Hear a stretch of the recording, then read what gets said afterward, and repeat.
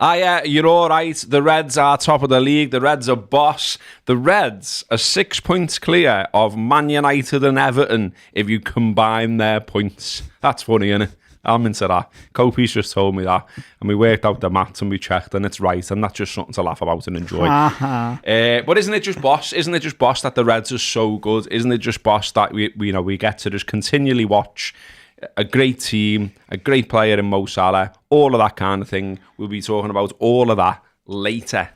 This is an extra long free show this time around. This is the 100th show. This is the Late Challengers Century Celebration is what we've called it. And I asked for a few tweets. I mentioned on Twitter the other day that it is 100 shows. Some of you sent in some tweets, so I'll start with them because some of them were nice, and I think that's a nice thing to do. So Justin Ling, he replied saying, I always look forward to Monday. I know I'll have some TLC. Footy chat is boss, but two notable highlights for me are Gareth's nasal hair home waxing attempt and Paul's Temu tracksuit purchase. That was hard to say. Also, having moved to Liverpool a few years ago, I love the local history stuff. Well, loads in that tweet that I think suggests you will be happy how the show goes. Also, Gabby Footy, Gabby Rose says, I absolutely love you guys. It's great when you've had guests on, but your chemistry together is still the best. Look forward to the Selly. I365135 says, I've been here since episode 1, onto the Patreon since episode 1. Footy stuff's great, but all the other non-footy mad shit is even better. Keep doing what you're doing. Add an extra weekly episode. I'll pay you. The 44th Ale says, no, you let it go. Has me laughing every single time, even though it's more than a year later. I'm not that good at letting things go. I think we've concluded. Kathy Sanderson says, congratulations on the century. Love the show. Look forward to listening. There's always something to make me laugh and something to make me think. Well done. Here's to the next 100. Michaela says, really enjoyed the David Coote sketch. Oscar-worthy performance. Not sure about that, but yeah. I also love that you guys set an agenda and end up talking about something completely random, like Kopi's perfectly sized Santa hat. And then IW, he says, congrats guys, Temu Tracky reveal? Temu Tracky reveal, you say? Nothing Man says, congrats on reaching 100 episodes. It's been a pleasure listening to the footy chat, the middle-aged rants and the utter nonsense. A good nonsense, mind. From rating Chris to mental health, you've covered the lot. Long may it continue. And Stringy Bob adds, the highlight of the previous 99 shows is Paul's toad-licking tail. Any plans on licking any other animals in 2025? Any plans to do that, mate?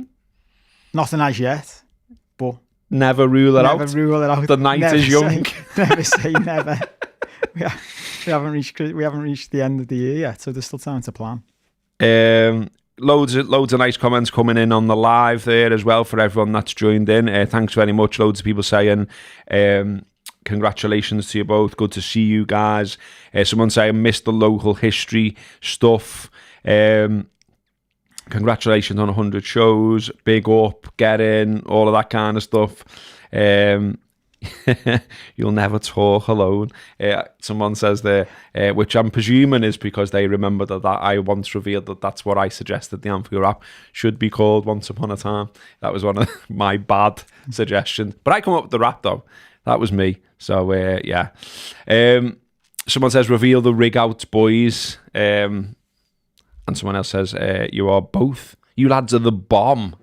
Never forget it. So yeah, it's been taking along all of this since February the 8th, 2023. So nearly 2 years. I watched back a bit of the first show. Did you? Earlier today. Yeah, I just thought I'd go back and have a little look. Did we seem younger? Yeah, younger, more fresh-faced. I was still quite fat like I am now. So I was like, okay, well, this has been a long-term thing. Then there's something to do in 2025. But yeah, we were all sort of, full of enthusiasm and all the rest of it. It did make me laugh, though, that within sort of the first 5 minutes or so was your I'd comment already where you sparked the controversy about being woke. That's Remember funny. that? That's funny, that looking back, isn't it? It took me 5 minutes to upset people. What I remember about it as well, literally people like I knew and everything saying, "Oh, it was good, that podcast," but a bit mad when he starts going on about woke, innit? And I'm like, I know, I might have to see if he realises what it's becoming in like internet culture and all that. And then obviously we did the follow-up the week after. Yeah. Kato has left a message there and a tip, or a super chat, whatever they're called. One day I'll work out what they're called. It says, love the show, been following since the rap days, love the chats and the chat and shit. Absolute a Patreon, you'll never walk alone, guys. Thank you, Kato. So you were straight in with that. And back then, of course, we had the crunching challenge and a fact of the week. So for one day, one show only, we're bringing both of those things back. We're going to do the crunching challenge today. We're going to do a fact as well. But that's all to come. And as I say, we're going to talk about the Reds, obviously, because a fantastic away win at West Ham. We're going to do a bit, I think, as well, on the weird takes that are everywhere, all over the internet, all over media, all these weird, strange attempts to belittle the Mighty's achievements. Because we are 8 points clear at the top of the Premier League. And apparently, according to these cranks, it's all a big fluke. Because obviously, won 23, drawn 3, lost 1. That is definitely something that you fluke, isn't it? There are teams throughout football history that fluke that kind of record. Well, people have always said this about the league, haven't they? Yeah, they've always said the league it is the thing you can fluke. Yeah, they've always said if you win the league after 38 games, then you fluked it. Sometimes it's a fluke. Yeah. Sound. So we're going to get into all that later. We'll also talk, I think, a little bit about Mopay, because that is just outstanding shithousery. It may be the greatest thing that's ever happened. It's unbelievable. You had to, this is dead funny because we were exchanging messages on it yesterday. You had to remind me he's still an Everton player. Yeah, still under contract. He's only on loan. So he'll have to do that thing where he comes back in the summer. Yeah. For pre-season training. It's tremendous. Well, I mean, presumably. Right, I'm guessing he's trying to sort out that doesn't happen. Yeah, you'd guess, wouldn't you? But yeah, we'll talk about that because that's just unbelievable. But yeah, loads to get into, so that's all to come. But yeah, before all that, mate, I mean, there's a couple of things from you, isn't there? First, I think you need to do your reveal. You want to do the reveal first? Yeah, I think you should do the reveal. Are you ready? So this is one of those ones we should get YouTube viewing figures up today, because if you're listening on the podcast, you're missing out. Yeah, you need to look. You need to see. You need to see this. This isn't something you can listen to. So this is for all of you who have been listening and watching for a long time, and it's been referenced several times already in the tweets that Robbo's read out. So I did promise, if and when we hit the 100 show, I would wear the very special, which Robbo has already seen, Timu trackie. So here it is. And just so you know, this is the first time I've ever worn it. £6, was it? Yeah. £6 it cost, right? Is that including postage and packing? That was all in. All in? Yeah, wow. That was delivered to your door. So think about that. I love thinking about this, especially when it comes to food or the shit we're putting in our bodies. Like, how much it must have cost to make that the people who sold it to me, Timu, have made a profit. And the people who sold it to Timu made a profit. And it's being sent across the world. And it's been posted around the world. Where's it from? Does it tell? Like, is it from China or? It must be from somewhere where they have. It's not. It's not like Bootle, is it? Or something. No. It's come a long way. It's come a long way. And the first thing I thought when I put it on before I came to the studio was, it's mad that you can pay £6 for something and still think you were ripped off. So here you go. Are you ready? Wow. I think you'll end up getting one of these. I fucking won't. Can we see this? That is so bad. Is this on? It's just... Little spin. Wow. What do you think of the fit? That's lovely, mate. Does you loads of favours, that. I think next time you go on a date... I'm going to wear it on the next date. That's what I was going to say. Do you like it? It's £6. This is the fit you get for £6. Look how it doesn't quite reach my wrist, but it doesn't anywhere near touch my body. Is it warm? I'm actually sweating. Yeah, It's like, we are. It's like 100%. Is it flame proof? I think genuinely you need to stay away from open flames. It's sort of like I'm chatting away there and I'm nowhere near the mic. I don't know whether you could even hear me. Someone says you look like an American convict. Guantanamo Bay Kobe. That's actually quite a generous shout. I'm sure. Oh could be my much word! worse. I put it on thinking this is like it's like an awful HMP Santa. Cope. Yeah, I like that. Orange fucking County hell. Road. So what you think? Someone else says you look like the fellas in Squid Game. We should do fries for the best one. Absolutely tremendous. And £6, £6 to your door. Well, look, you know, like people are throwing in super chats here and they've paid for your tracking. Nigel's throwing a tenner in and says a couple of beers on me. So thanks for that, mate. Nathan Moore's thrown in a fiver and says, two legends, love the Scouse humour, similar to us Irish. If you had the chance to rehire Klopp now, would you? That's a change of direction. Isn't it? No. It's a joke. I loved. Someone commented last week that they liked the way I could still make thoughtful comments whilst wearing that oversized Santa hat. You stepped it up. I've got to one up that this week. I'm like, would you rehire him right now? No. But I'm in the controversial like, and I know. I think my auntie would look like she would have killed me for saying this the other day, so I decided not to. She's saying how much she loves Klopp. I think I prefer Slot. And I said to my uncle, like chatting to him at Christmas, and that's what I think I would prefer, if I was around at the time, looking back, Paisley to Shankly. And that doesn't mean I don't fucking love Shankly and I don't fucking love Klopp. Yeah.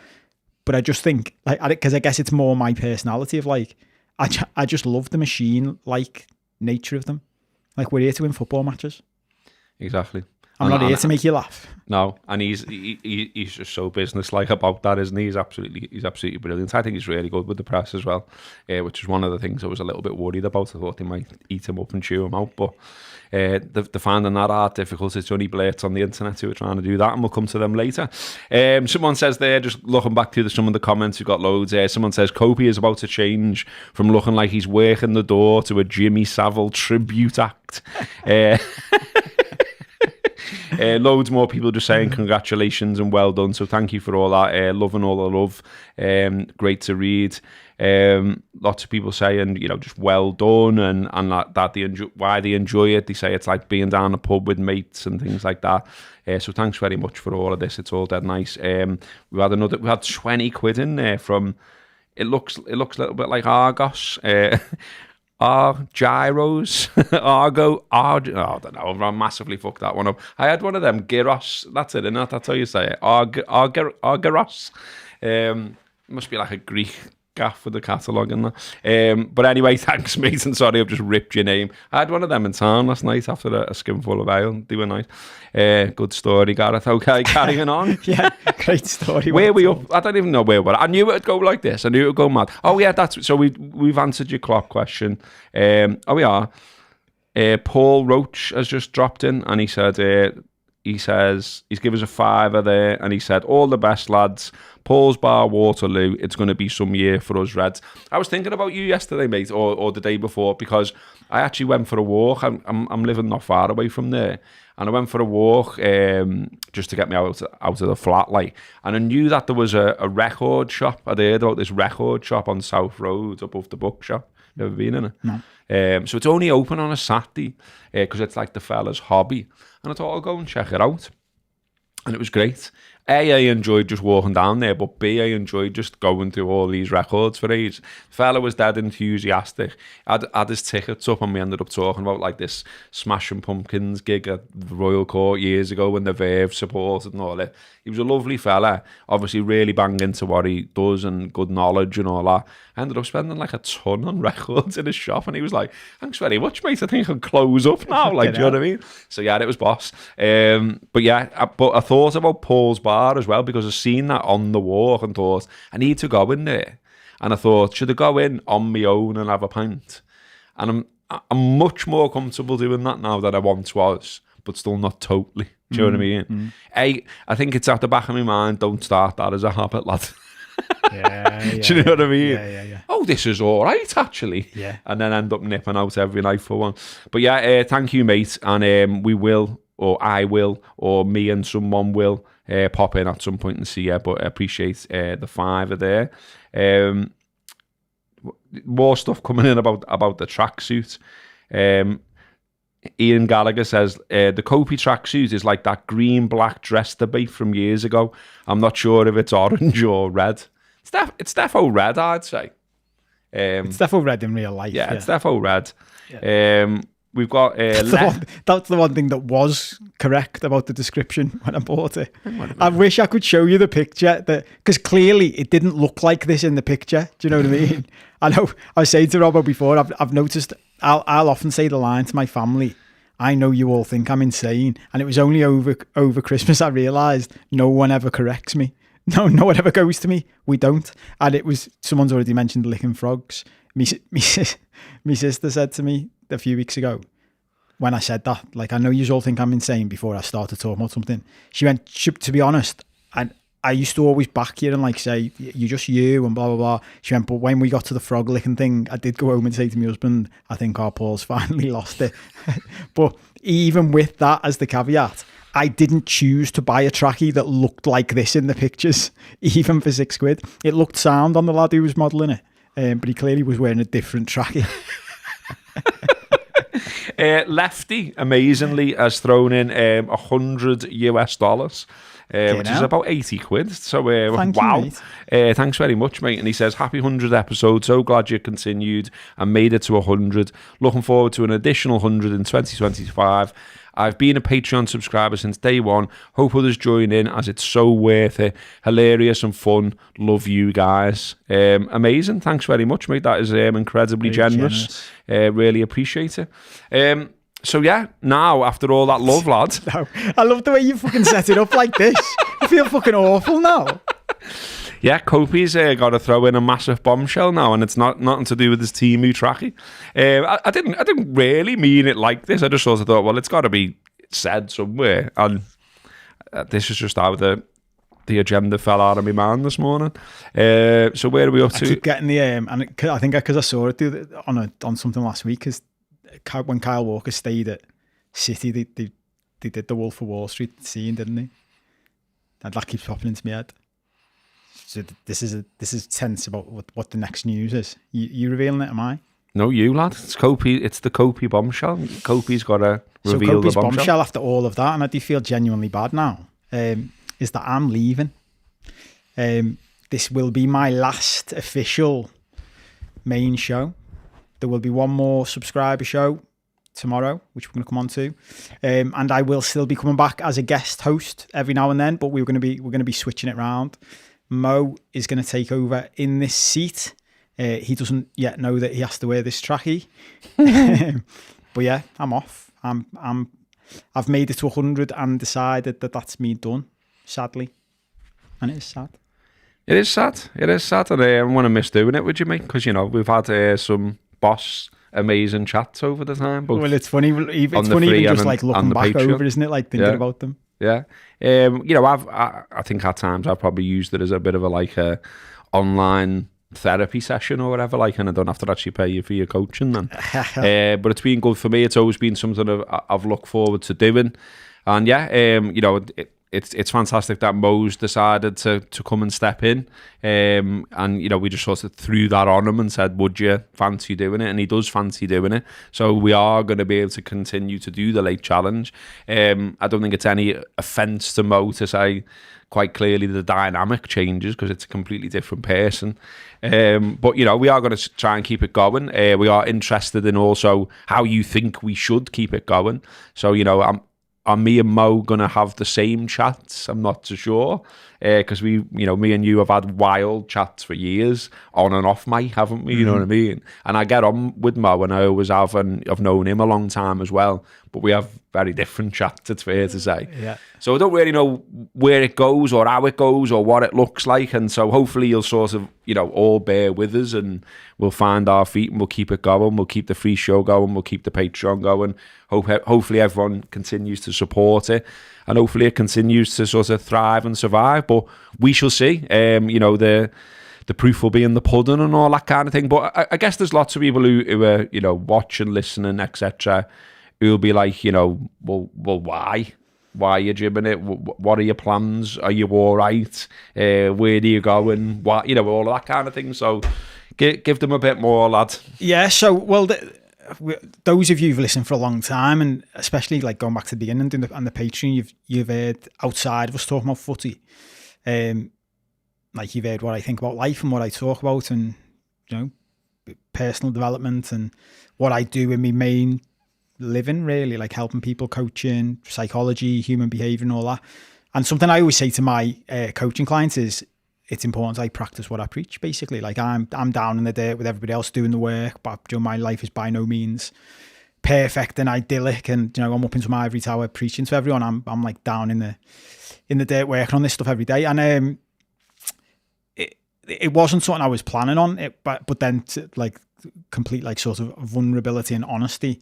It was about 5-6 weeks ago now. My girlfriend split up with me. Like, you know, we've had, like every relationship, we've had ups and downs over time, and it properly made me like reflect on everything. And what I realized was, I changed my life like 6 years ago. Some of you'll know my full backstory and some of you won't, but you can find that in another place if you want to. But I massively changed my life like 6.5 years ago now, coming up to 7 years. And what I realized was I sort of only went halfway. And just after we'd split up, these books came to me and I started reading these books that I've been threatening to talk about on the show for ages, which we might talk about another time. But this book called The Big Leap by a guy called Gay Hendricks, and something that followed up called The Zone of Genius. And what he talks about in that is, you'll only be truly, truly happy if you operate in your zone of genius. And he said where most people, especially high achieving people, get stuck is in their zone of excellence. And in your zone of excellence, you do loads of stuff that you're good at and people like, and you often get paid well for, but it's not absolutely what you should be doing or what you like to do. And what I decided was, because I'd sort of realised that's what I'd done. Like I left being a lawyer 6 years ago, as most of you know. And that was my zone of excellence. So I was really good at being a lawyer. People would tell me, but I was never happy. And then where I've ended up with is closer to my zone of genius, but not quite there when I look at it. So doing this, obviously I enjoy doing with Robbo. I enjoy getting all your feedback and stuff.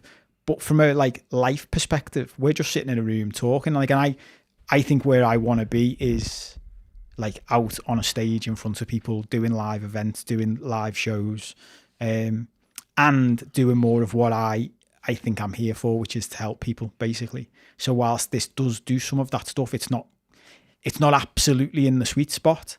And I've just decided I'm being absolutely ruthless in my life now. So unless something is absolutely in the sweet spot of what I should be doing, I'm not doing it. And before I made the decision on this, I made like loads of other cuts, like with clients, with business I was working with. Just being completely ruthless with it. And sadly, that includes this. And it was funny because part of me was like, well, Joe, how could we change? What could we do to change it, to make it? Could we tweak it? Could we? But when I was thinking it all through, I was like, I just don't think like the way this would become like absolutely my sweet spot is be doing it a live event every week in front of a crowd. And that's just not feasible, is it?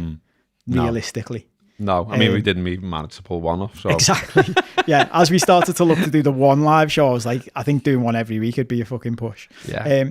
And like on the other side of it, and I believe in all this stuff. You know, we've joked about this over the years on and off air.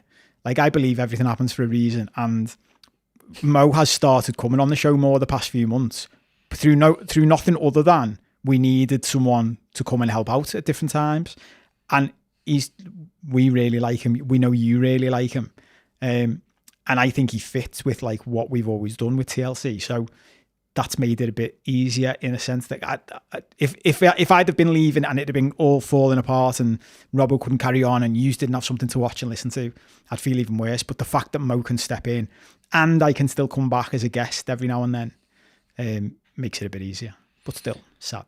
Yeah, no, definitely, and be great. We definitely will be giving you the shout to come back on and do guest shows, because obviously you've helped make it what it is.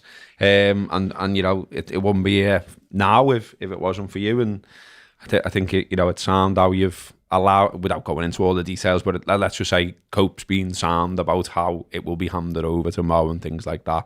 I think that's helped in terms of you know, the show will go on and all that kind of stuff. Like I said before, it will be different. We won't have Cope on every week, so of course it will be different.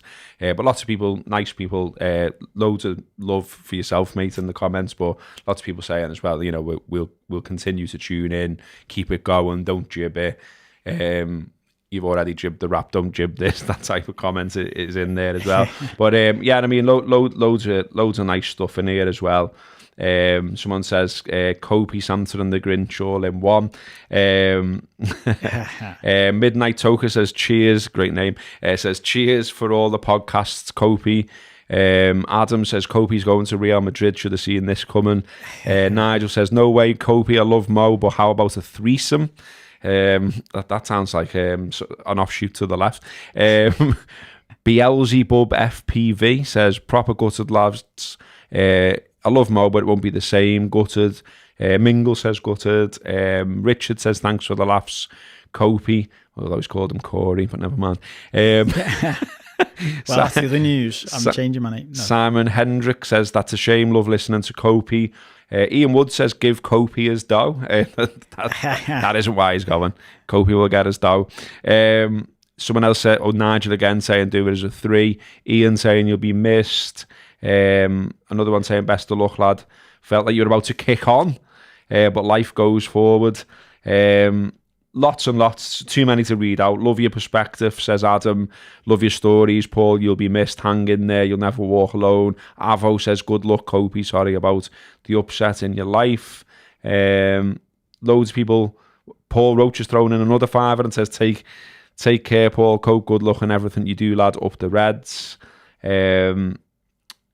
Yeah, and loads more people saying good luck, loads more people saying nice things, and thanks as well to the various people who continue to throw in on the super like. So LFC Ben throwing in a $5 says congratulations on 100. Neil Scott 11.99. Paul Fitzsimons, I've got your name right this time, I think, mate. Says, been with you since day one. I know you have, mate. Remember you. Hope you're doing all right as well. He says, been brilliant. Have a beer on me. These Reds remind me of our team, 78-79, playing winning football. Niall says, love the show. Have a pint of Guinness in Pogues on me. Lefty, again. Lefty's already thrown in. Lefty's now throwing in $120 all in all. Says bombshell. Good luck to you. Stay in touch. Visit often. We love Mo too. I'm glad he's joining, which is very nice. Yeah, I'm kind of caught up now on the comments, I think. Thank you, everyone. Yeah, everyone being really nice. And someone, Nigel says there, and I think that's part of what we've created. He says, awesome community. And it does kind of feel like that's what we've got. It might only be a small one, but it's perfectly formed. And all the people who supported us, lots of people there in the comments, you know, being with you from day one, watched every show, being on Patreon from day one. And we know that because we see the comments every week, and it's the same people, even in the Patreon, same people every time. And we love that. And we love that you stuck with us, and we love that you like what we've done all this time. So, yeah. Red Storm says, give him what he wants. Don't know if he means Mo or you, lad. But yeah, we've tried all that, mate. But he's getting off. Kopi, not Mo, hopefully. I've seen Ian. I've just got them up so I can revel in it as well. I like Ian's one. He licks a toad, now give Cope what he's owed. Imagine that as a flag at Anfield. Yeah, I like Someone it. make that and put it on the cop. Superb. That'd be funny. Yeah. Love that. So yeah, well, we just need to go back into talking about stuff for the show now, don't we? Oh yeah, just to say as well, so there will be a special subscriber show this week, which Kopi will be doing, which will be, you know, legit the last one of them as well. So we're gonna do it a bit different this week. So normally we do it straight after on here, we in the studio, and you can watch it live the same way you can watch this live. We're doing it a bit different this week, so we're gonna do a longer free show. So yeah, we'll just keep on waffling. Probably for over an hour, unlike the usual hour, if you like. But in terms of Patreon, this week we're going to do a big Zoom tomorrow. So we'll jump on from our homes. You can jump on from your homes if you're a subscriber. And hopefully loads of you will be able to do it. Apparently we can have up to 100 on, which might be chaotic and a bit mad. I'm not sure how it'll look and feel and sound, but fuck it. Let's just have a go. So we're just going to embrace the madness, have a go. I'm hoping to maybe try and do some kind of TLC quiz, but we'll see if that comes off. In general as well, it's just a bit of an insight into the idea we had with the producers show, which people who subscribed at the top tier will know what that is, albeit that we didn't do one for absolutely ages, soz.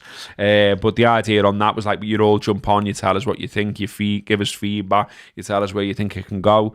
Do all that if you're jumping on tomorrow, but also you'll get to speak to Cope and give him some nice feedback almost face to face.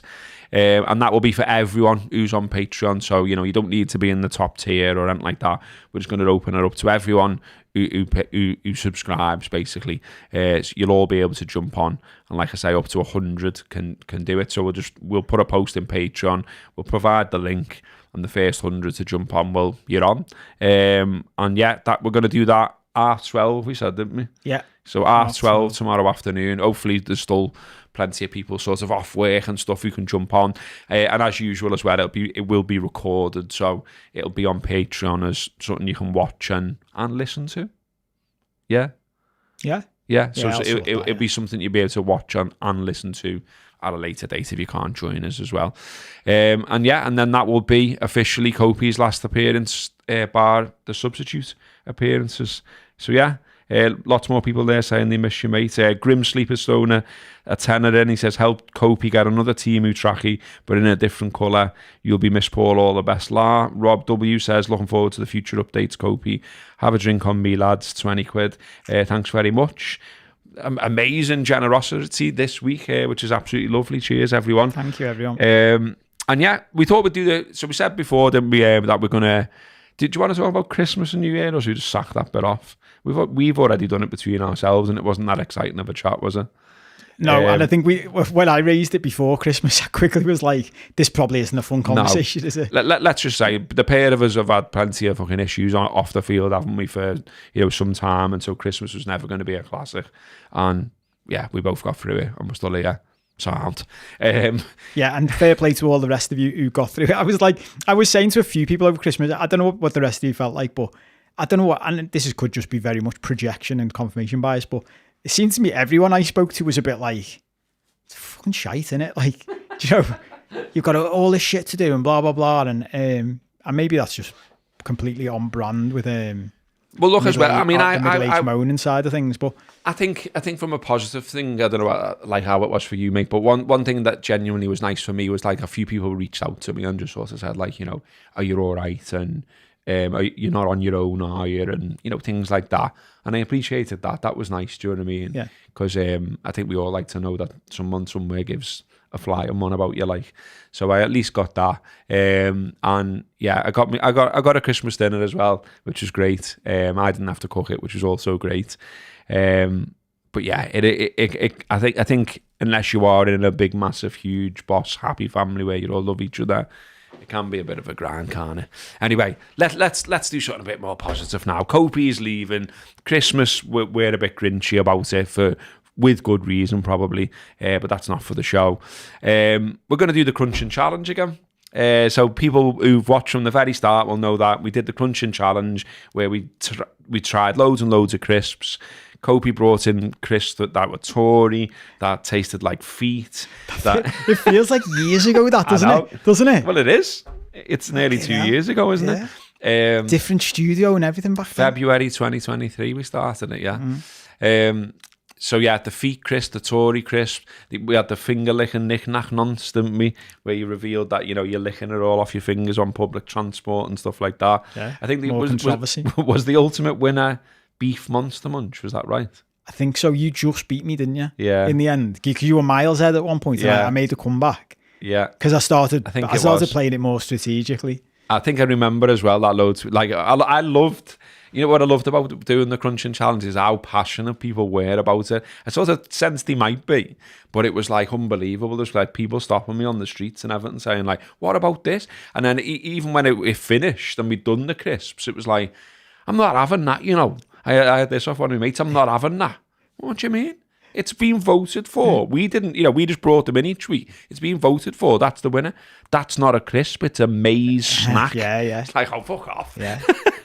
So yeah, I think we made a brief effort at biscuits, didn't we? And then we kind of thought, oh, can't be bothered. It's not as good. It didn't have the same thing to it straight away, did it? No, it didn't grab people. It didn't grab people like it grabbed people about the crisps. And then we had the Tato incident as well, didn't we? And we got into all kinds of Northern Irish politics. Yeah. All of that was fantastic as well. But yeah, great days. We enjoyed doing it, so we thought we'd bring it back for one show only. We're going to do cake. So your message before made me laugh. I think I should read that out. So on our little group for this podcast, I'd said already, like, you know, let's do cake. Let's bring the crunching challenge back. And so Kopi asked earlier in the day, when you say cake, do you mean like a Mr. Kipling size one or any? And I was thinking, I just said, oh, whatever, any. And I was thinking, what the fuck's he bringing in here? Like a full Christmas cake? Yeah, well, like a fucking Black Forest gatto? Well, as soon as you said cake, I've got a cake, right, which is my go-to cake, which is like my treat. Like even when I'm like clean living and that, it's like every now and then I'm like, oh, I'll have this. I love this one cake, but it's a cake. Like so I end up having a cake in my house. Like it's one of them things where you're like, I'll have a treat today, but you've got a full cake in your fridge then all week. So I end up eating a whole cake to myself over the space of like 4 days. And I've done it again today. Like I had in my head today, after Christmas, I'm going to get back to clean living from today. And then you said this, and I was like, oh, I need to go and buy one of them cakes now. But I wanted to know whether you meant like, do you know, a fucking cherry Bakewell. So what have you got? Do you want to show me? Because I'm thinking how the crunching challenge used to work. Well, but that was it with the crunch. I was thinking this, like, I mean, should we have got the lads to like get a bowl out? But that's why I asked you the question. Show the camera what you brought. So this is mine, right? And I should get a split of this from anyone who's in the UK. They have Tesco abroad as well, don't they? Tesco does a Tesco finest chocolate cake, right? This bad boy. It's all battered because it's been in my bag. Can you see that? Yeah. It's a fucking belter, honestly. I mean, but the crunching challenge was like, you know, I passed you the crisp I brought. I know, but that's why I asked the fucking question. What am I doing with that? Well, that's why I asked the question. Bury me face into that. I was going to say to the lads, we need like bowls and spoons and that. But considering it's a festive edition. So what have you got then? So you have gone for like a Kipling type thing? Yeah. I've gone for... And look, I thought, I'll be true to myself. I won't overthink it. What's the cake that I like to, that's been my go-to over years and years and years? It's probably someone's give it to me when I'm a child, haven't they? And then it's, you know, but all back to that. So I've gone for just a cherry Bakewell. A cherry Bakewell, there you go. And do you know what's funny about that, right? If you'd have said to me, no, I mean like a little cake like that, I literally have been devouring over Christmas. Do you know the cherry Bakewell slices they do? Well... I eat a whole pack of them in one sitting. Do you know what I keep thinking of recently? Them? That's what I would have brought. If you just said it's got to be like a Kipling one, that's what I'd have brought. Well, I brought them as well because I thought if we do the swap and you like, we haven't consulted with each other. I thought if we do the swap and you say, I'm not eating, because some people do, don't they? I'm not eating a cherry. Yeah. And I was like, okay, well, that could be like the compromise. Yeah. Well, there you go, mate. That can be a leaving gift. Oh, thanks, mate. Because... Do you know what's that funny as well? Out, so you've got to try my cake. I had a pack of them watching the telly yesterday. Literally a pack, yeah. Fucking hell, so there's 6 in a pack, right? And I, every time I do that, I always think, we've probably mentioned this before. Do you remember when we interviewed James Milner? When you were at the Rap still? Yeah. We interviewed James Milner at that hotel in town. And I'll never forget it. Like, I'll tell the full story again in case anyone hasn't heard it. We're all sitting in like a holding room because he'd released a book, so people are going in one at a time to interview him. And we're just sitting there, me, Robbo, a few other lads from the Anfield Rap from behind the scenes. I think Andy Heaton was there. Oh. And we are. For those listening, cutlery We've got and bowls and cutlery. cutlery and bowls have arrived. But, Get in! so we're all sitting there, right, about to go and interview the machine that is James Milner. We've all had our breakfast and that. No one's saying they're hungry. Some fella from the hotel just brought in a bowl of chips and put them on the side in the room. And one at a time, we all just stood up and started eating these chips. And I just started laughing and went to everyone, this is one of the many reasons we're not professional athletes and we're fat bastards. And Milner's who he is. So when we went in to see Milner, we asked him, Robbo said to him, like, so do you ever treat yourself? Because we know you're a machine and that. And I'll never forget what he said. He laughed and went, of course I do, yeah. Sometimes I'll have a biscuit. Yeah. And we laughed and went, I said you never smash one biscuit. I said, why did you ever smash a packet of Maryland? I said those words, didn't I? He just laughed. He just laughed because he's like, no, he has one biscuit. Whereas the rest of us, so when I open something like these and I go, I'll have one. And then by the end of the night, I've eaten all 6. I've never chonged 6 cakes in a go like that. Haven't you? No. Fucking hell. No. Yeah. Well, I like a cake. Like, I have sugar issues. I think I've sometimes gone to a second one, but 6 in a sitting. Yeah, but do you know how I justify it? I justify it that like 6 of them are only small, so it's only like having one big bit of cake. So you never read the nutritional information then? No. Fuck that. Mate, I had 4 Yum Yums before I came here today from Tesco, and on the front of the pack it says average calories suggested intake for a grown up at 2,000, which I'd argue with anyway because I think it's 2,500 for a man. But it said each Yum Yum is 237 calories, and I ate all 4 in the pack. So you're well on your way. You're halfway there. That's my daily calorie intake. Do you want some of this? Yeah, go ahead. So someone's so again, this is what I always love this about the crunching challenge, and I'm sure the Raptor is taking the piss a little bit here, but he says, "Good grief, a cherry bakewell is a tart. It flies in the face of a genuine cake."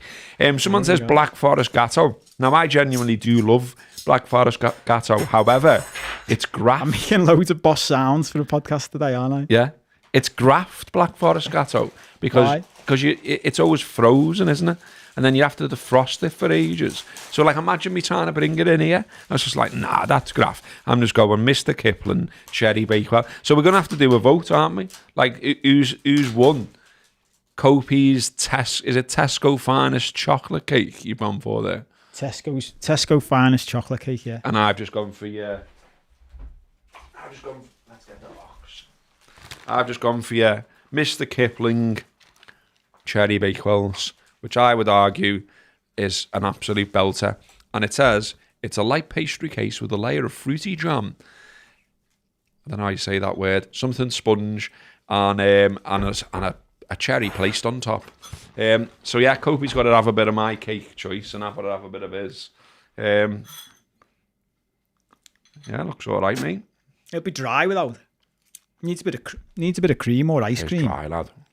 Yeah, it needs cream or ice cream. Oh, desert, though. I wasn't gonna bring a fucking tub of cream with me as well. Yeah, but although I have bought cream for as a standalone. Oh yeah, there's a vote gone into the live chat. Tesco or Bakewell. Well, I'm voting fucking Bakewell. Throwing our own little votes in. Oh, well, which are you submitting? Are you submitting the actual cherry Bakewell? Yeah, them ones, yeah. They're for you to take home. Them Bakewell slices. Nice one, okay.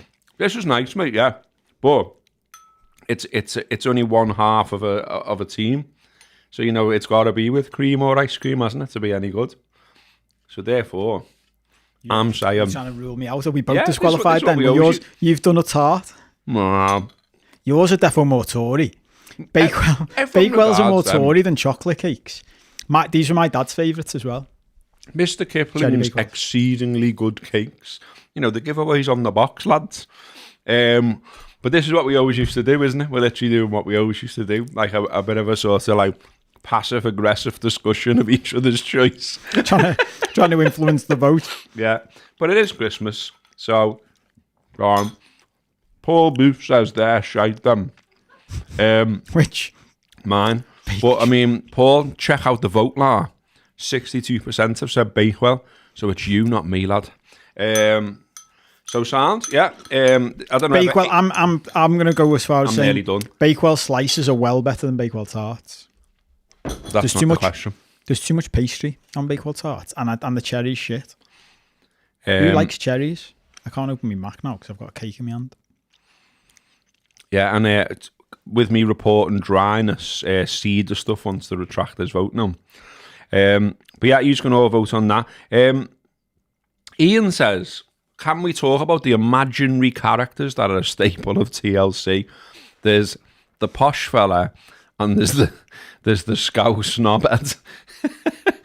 I know what he means. Bakewell's a Tory cake. Well, I've ate it since I was a kid, and neither me nor anyone in my family has ever voted for them fucking bellends. So I'll argue that it isn't. Fucking run that. Didn't stop you calling my fucking crisps Tory. They were, though. Where were they from? Marxies or something, weren't they? No, normal shop. You can get those in normal shops now. Someone will go back and check. Anyway, so that was the crunching challenge. We'll put a vote out or something on Twitter and whatever. And then, well, he's not even here next week to find out if he won. Should we do Fact of the Week then? Because eventually we will get to the footy. But look, it's a bit of a different show. It's the 100th show. It's the century celebration. So we're always going to do something a little bit mad and a little bit different. And it's Christmas in it. So everyone does mad shows around this time of the year. And this is our one. So Fact of the Week. I was thinking back about Fact of the Week, and we had some absolute crackers, didn't we? Do you know what I mean? Do you remember, like some of them that I was tearing up with? I just remember your face being like, "What?" And like, you know, you are. I was going to say you are, but living on the Wirral. And when I revealed like New Brighton Tower to you, you were just like, "I've just never heard of this." Yeah. I'm like, yeah, but when you go on that walk on the front, the sign's there, isn't it? Yeah. Have you seen it since the sign? It's wild, like. Yeah. And it does make me get and this is, I've mentioned my dad twice now. It does make me get annoyed. Like some of those stats used to make me annoyed with the councils that run our region. Because you're like, how could you fucking get rid of this so stuff? Many things are being like killed that they should have kept, isn't it? 100%. Yeah. Like I seen something today actually, and it was going on about like, you know, some of the houses that were saved on Duke Street, and to be fair, they look good. You know, they did a good job with them in the end. And like the renovation of like the building of new houses is in keeping with the old ones that were already there. It's like, unfortunately though, that's not too common of a tale, is it? Do you know what I mean? That they've done something well, done something good. Yeah. But yeah, so for this one, well, I was going to mention some of the mad ones we had. So we had like secret pirate hideouts, didn't we? That was a boss one. We had Mickey the smoking chimp, who could play footy. He was footy. Probably, if we were doing a quiz, well, that's not a quiz question, but I reckon that was my favourite fact. That was mad, wasn't it? Yeah. So it was loved that. It was a smoking chimp that was like, if I remember rightly, I think he was in a zoo in Mossley Hill, which, you know, most people, including me, didn't even know existed as well. And then I think it played footy, didn't it? And it was like, you know, everyone's played in goal and that. Smoked and all that kind of stuff. And then it went nuts one day and went on the rampage and started like sparking teachers and stuff. And so it got shot. But then like the story didn't end it there, did it? Because they stuffed it, put it on display in Lewis's. And it was basically like, there was just this like stuffed chimp in Lewis's for years. And then but when Lewis's got bombed during the war, that was the end of that, basically. But yeah, I mean, loads of people like on the regular say, how come you sacked them off? How come you don't do it anymore? All that kind of stuff. It just, A, it became time consuming, and B, it just got harder and harder as time went on because we were running out of them, essentially. But I did enjoy doing it. So for the 100th show, I thought, well, I've got to do one, haven't I? And so like I was going back to like some of the old books I used to use and things like that. Honestly, there was nothing there. It was like, I've done that. So what I ended up deciding on was, as I'm now a resident of Crosby and Copey has previously been one, I just thought I'd do a little bit on Crosby because there's loads about it that I didn't know. I'm not from there, obviously. I didn't know too much about it, apart from some of the more obvious stuff. So I did a little bit of research on that today. So here goes. Excuse me, the dry chocolate cake has come on behind me. So the name... Oh, fuck off. I wasn't even listening properly then. I still got onto that. Little. See that? Psychological warfare, that is. Oh, it's repeating on Mingle that. As well, by the way. Tesco finest as Tory. So the name Crosby comes from Old Norse and means village of the cross. It was a settlement recorded in the Doomsday Book of 1086.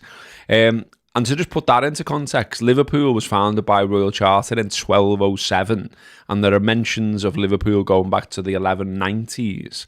But it appears that Crosby preceded the city that is just 6 miles or so down the road. Other things about Crosby, Captain Edward John Smith, the captain of the Titanic, he lived there or thereabouts. It was, I don't know if it's Waterloo or Crosby, but either way, it's Marine Terrace. And if you walk along Marine Terrace, you can see a blue plaque on his house. And it's lovely, that road. I'd love to live there, but I don't think that's ever going to happen. But, you know, just saying. But the thing that, when I was doing a bit of research, that I was just like, this is wild. Did you know about this? The Crosby stone. No. So I'm sure people from Crosby know, but I'm not sure like how many people outside of Crosby would know. And there's a picture which it's unfortunate I can't show you, but look it up on the internet. So basically, this huge stone just used to be on like a sort of plinth thing. Have you just seen the picture? It's mad, isn't it? So it was just sort of like on this plinth thing in the middle of Crosby. And then at some point, someone's gone, it's a bit mad having that there, you know. Should we move that? And so they stuck it in Coronation Park. And the only other mentions it's got in recent years is some blades tried to vandalise it, which I'm not really sure why. It's just a big stone, lad. But the story of the big stone is that it's thought to weigh around 18 tons. And it's a gypsum boulder unearthed by a Crosby man, Edward Peters. He found it and it was 20 foot under a brick field in Cook's Lane. He found it in 1898. He presented it. I don't know how he presented it. Like, this is one of them mad stories. Do you long-time listeners and viewers will know this is how my brain works. Straight away, my brain's going into the details of this. Edward Peters in 1898 found this 20 foot under his field. Yeah. What the fuck was he looking for? And then how did he get it out? I know. An 18-ton fucking boulder. Yeah. And then just brought it into the town centre and went, yeah, get on that. It is wild. It says he presented it to the Great Crosby Urban District Council and they mounted the stone behind iron railings on the junction of Liverpool Road and Islington. Behind iron railings to stop anyone robbing it. You know, opposite the Crown buildings. The rock, which is thought to have originated from the Whitehaven area of Cumbria, was carried south to Crosby by an Ice Age glacier. In October 1926, it was removed from Liverpool Road to Coronation Park in an operation which took over a week to complete. And yeah, do look up the mad picture on the internet of this massive stone just in the middle of Crosby. It's like... That's mad, isn't it?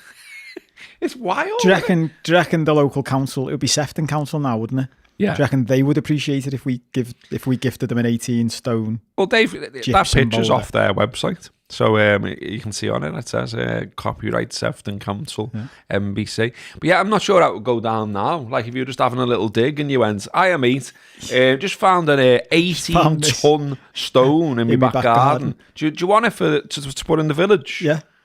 What? I'm not sure they would accept it, would just they? Put it by, Crosby Townhouse there where they sometimes step outside the George. Yeah, put it outside. Where they have that little market. Just lash it there. Yeah. Why? Because it's from the Ice Age, lad, and it's come down from Whitehaven. It's skidded down to Crosby, and it's in my garden. Do you want it? How did he get it out? I know. It's wild, isn't it? Like, I was looking for more detail, and there was no more detail. And it was even in one of my books. But again, there wasn't much more detail. It just kept going about, like, Ice Age and glacial stone and all this kind of stuff. Wow. But yeah, so that's the fact of the week. So that was old school. We give you the fact of the week. We give you the crunching challenge. And now, where are we? How long have we done here? We've done about... How normally that works and tells me why is it not telling me? Oh, we are, yeah. We've done nearly an hour and not even mentioned the Reds. Seen the most recent comment? No. Christian Murray said Bakewell is worse than a Tory cake. It's a UKIP cake. Get fucked. Absolutely not. But Dave Wilson's remind us, Mickey the monkey knocked out a copper out, yeah. Didn't he? Yeah, he did, didn't he? And I think that was the point. That was why he was so popular. That was the point where he got shot. Yeah. I think once that happened. Paul Booth gives a shout out for French fancies and Viennese Wales, both solid, I would say. I'm a big Viennese Wales fan. They're dry, lad. They're dry, yeah. Yeah, they're good, but they're dry. Yeah, so the Reds, someone's just put the Reds, Robbo. Yeah. And it's probably time to talk about the Reds. So the Reds are top of the league. Breaking news, they are top of the league. 18 games Shouldn't played. Be, though. 45 points. No, some Arsenal fans say we shouldn't be, so we obviously shouldn't be because they're right about everything. But we're there, 45 points from 18 games. We are 9 points clear of Arsenal, having played the same number of games. They play tomorrow at Brentford. We are 10 points ahead of Chelsea, who have played the same number of games. They play tonight at Ipswich. And then Nottingham Forest are in second place currently, but they played a game more than us. And I would suggest, and I don't think it's very left field, that they will struggle to sustain what they are currently doing for the whole season. But fair play to them. They're doing really well, and he's done a fantastic job there, albeit they did break the rules and buy loads of players. But anyway. Have you noticed how quickly we forget this stuff? I know. Because I like him, by the way. I like him as well. But we quickly just go, I think I said this on a show the other week. Like, it's a mad how quickly everyone seems to have forgotten Chelsea have literally spent £1 billion compiling their squad. And everyone's like, they're doing well, aren't they? Like, they fucking should be. I know. Isn't it? They've got a really young squad and they're all tired. It's good, that, isn't it? No, it isn't. Fucking cheating and spending loads of dough that they're not meant to. No, it's not good. But so that's where we are. And then Liverpool coming up have 8 games to tackle in January. So that is one every 3 to 4 days until the end of the month. I was just thinking as well, that winter break idea went well, didn't it? Make the most of your 5 days off, lads, because from here on in, well, you've got to go some. So it starts on the 5th of January with Man United at home. United are 17-2 to win that game, which is odds that I frankly don't think I've ever seen before for that game. So they are 17-2 to come to Anfield and win. I don't think they will. I don't think anyone's saying thinks they will, but nevertheless, seeing those odds written down makes me go, wow.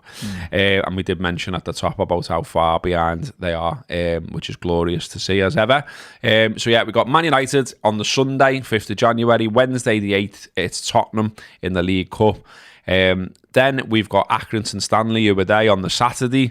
We are 20-1 on to win that one, and Accrington Stanley are 33. But you'd expect that because they're in League 2. Then we go to Forest, aforementioned Nottingham Forest. Then we go to Brentford, 2 tough aways there. Then we've got Lille in the Champions League, Ipswich at home, and we end the month with PSV Eindhoven away. Now, yesterday, I went out to watch the game and enjoyed myself thoroughly.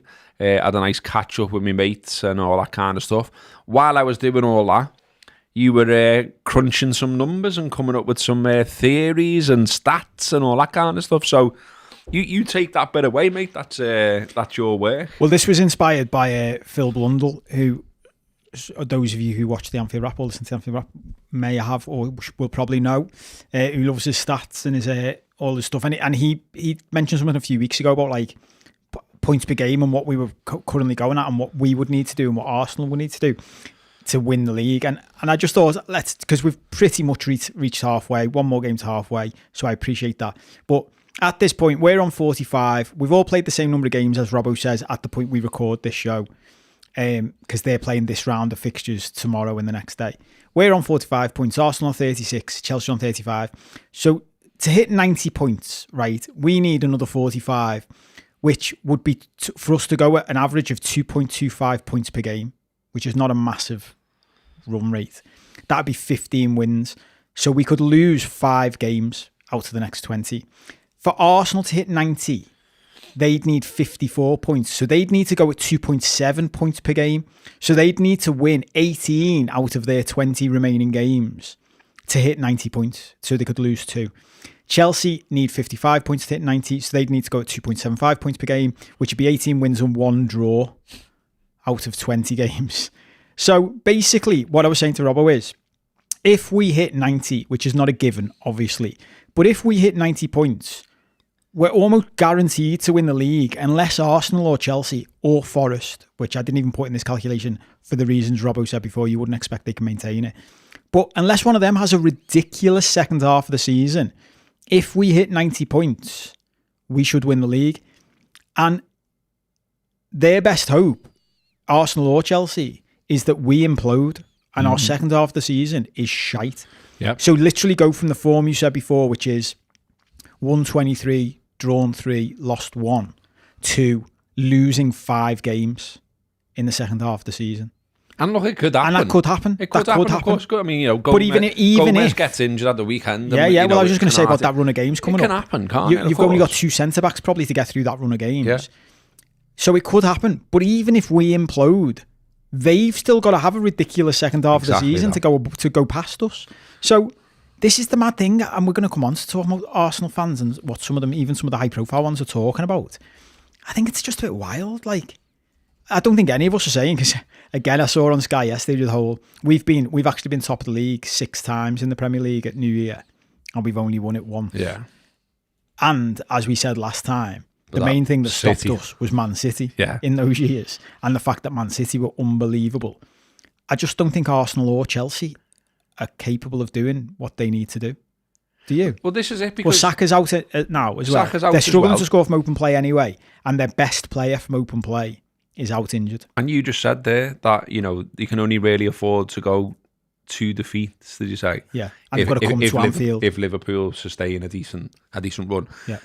And that's exactly it. They've got to come to Anfield. And I think, we've been brilliant at home for a long time now. And I'd be very surprised if that suddenly changes. In fact, I'd be shocked. Because Anfield is a fortress again. Anfield's got that thing about it again. And there's the endless chats years ago. And look, the reason I get irate, and you do as well, I think about when they've come back up, is now it's all right. This atmosphere debate thing. There was definitely a time before Jurgen came where it was like, I'm not sure it's ever going to come back. Yeah. It came back and it stayed and it's there. It's still there. It's there. It's been there this season. Yeah. And it was there for a game like Brighton, as an example. Yeah. So that's there. That's in us. That's in the fans that go to Anfield, and that is huge. And I think it's got its lustre back. And I think teams coming to Anfield don't really fancy the chances. Liverpool very much do, obviously. So I'd be shocked if we suddenly fall off a cliff at home.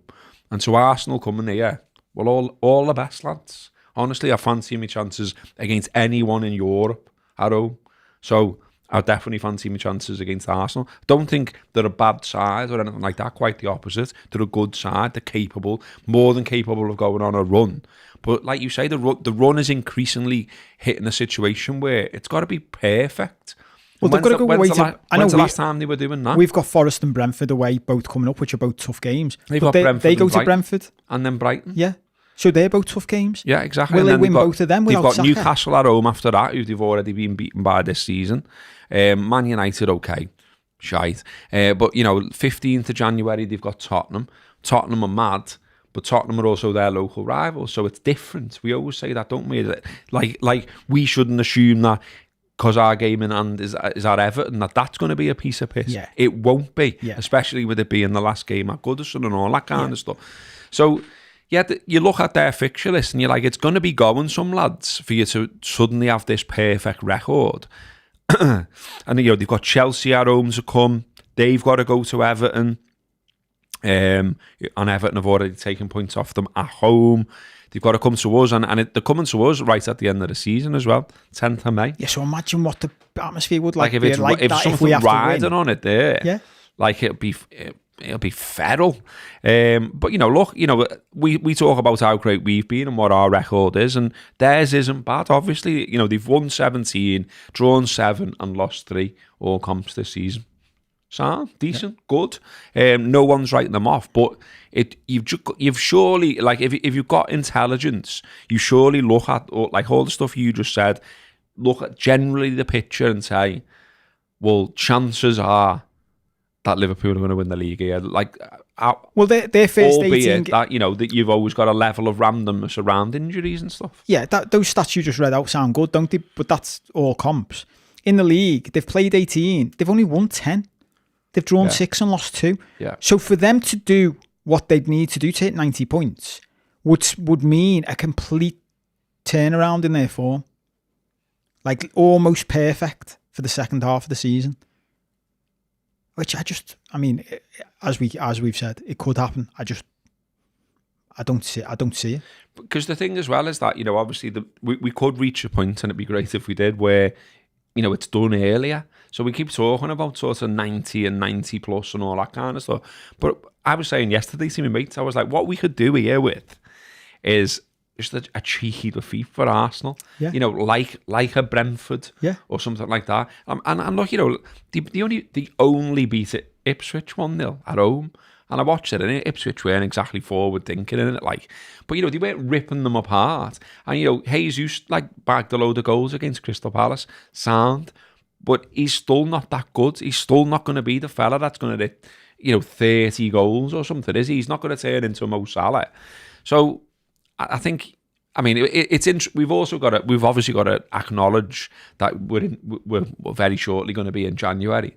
And that's an opportunity both for us, for them, and for anyone else to do business, to buy players.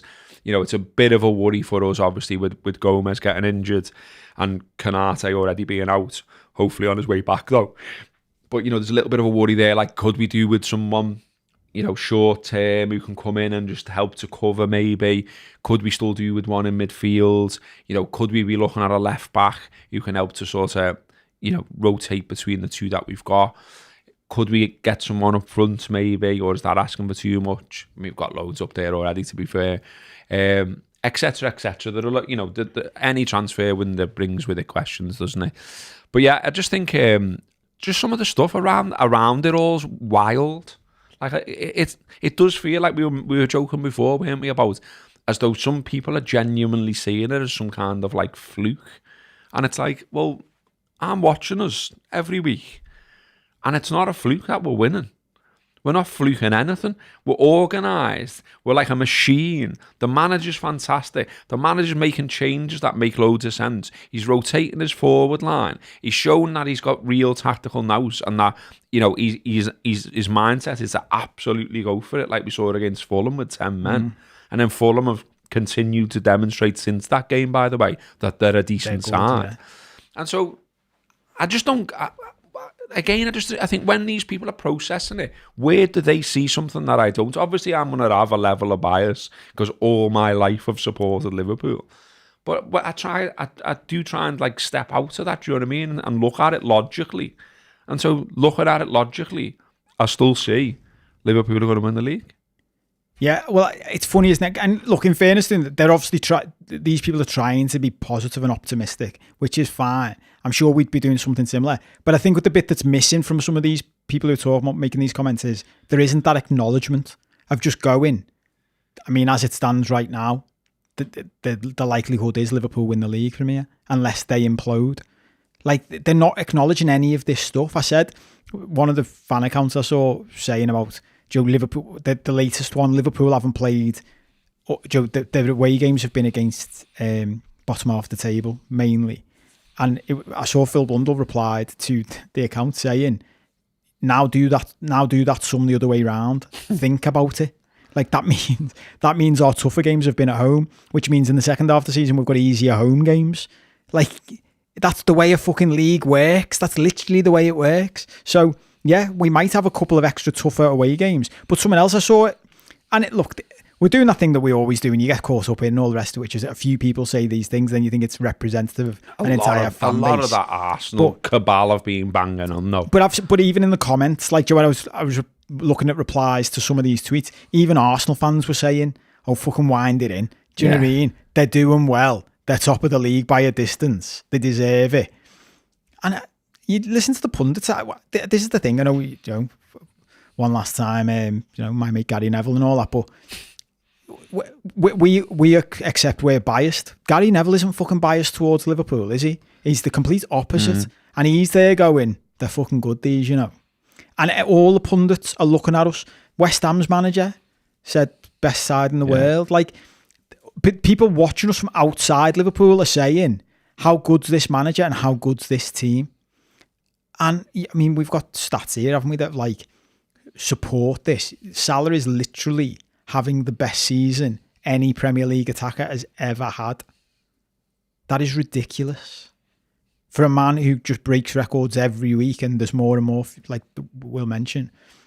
We've got a player in our team, and yeah, he could get injured, but you know, when people do that, well, you're overly reliant on him. We said the other week, yeah, but you forget we can put someone else in the team instead of him if he gets injured. And people forget he was missing last year. There was a couple of things. There was the midweek game against Leicester, and it was on Prime. And Gabby Logan and the pundits were on there again, did that thing of like, well, Liverpool haven't had any injuries. You're like, are you fucking messing? Our goalie, the world's Trent, best goalie, Jota, and our main centre forward have both been out injured. And the reason you aren't acknowledging that is because we're so fucking good that you haven't noticed. We're still this good, even though our main goalie missed most of the season so far. That's wild. How is that? It's annoying, how is that worse, better than injuries other teams have had? Our main goalie, we've got a boss second choice goalie. Yeah, that's the point. That's the whole fucking point of the squad. Yous could have had a better replacement for Gabriel or Saliba or whoever's been missing that you've been moaning about. Striker or, you know, exactly. et cetera. And that's not our problem. Like, you know, I always say it, one of the, you know, the worst seasons for me, if you like, because I was so desperate to see the Reds winning the league, was when Leicester won it. Because I was just like, my God, Leicester are winning the league. And like, you know, you look at it now and you look at it written down and it'll say that Leicester finished on 81 points. But they won it. They were crowned champions, I think, when they were on like 77. Yeah. And I remember just being like, oh, like, where don't you are think we? that's where it's coming from? Where are we? I think that's where this has come from Arsenal fans, the ones who are angry, is that's what they're not saying. They're actually just really fucking pissed off. Yeah, where that are the we? season that Man City have fallen away. Where are we? They're nowhere near. Exactly that. And they should be. But also, like, you know, we're just going to say it all the way through the show. We're obviously good. It isn't a fluke. And, you know, we can, hopefully, will strengthen the squad and things like that. Numbers-wise, we'll see. I'm sure lots of people, you know, lots of people are going, giving it the FSG bifters again and all the rest of it. You all do what you want. My stance on it is I'm just going to wait and see what happens, because I don't know what else you can do. Are they going to sign someone in January? I have no idea, and neither has anyone else. Are the three lads going to sign the contract? No idea, to be honest. I hope they do. Who doesn't? I'm sure the manager does as well. But they're keeping it under the rats. No one's going to tell you. You don't know. And the endless sort of like, rage, you know what I mean? I just don't get it. You're just going to have to wait now, aren't you? Nothing else is going to happen. But yeah, some stats about, or some stats and facts about why we're boss, because we always love a bit of that, don't we? So there was a tweet that said the classic LFC team is emerging under slot. His favoured front three, Salah, Diaz, Gakpo, is currently scoring at a higher rate than the 87-88 trio of Aldridge, Barnes and Beardsley, and the 1920 combo of Salah, Mane and Firmino.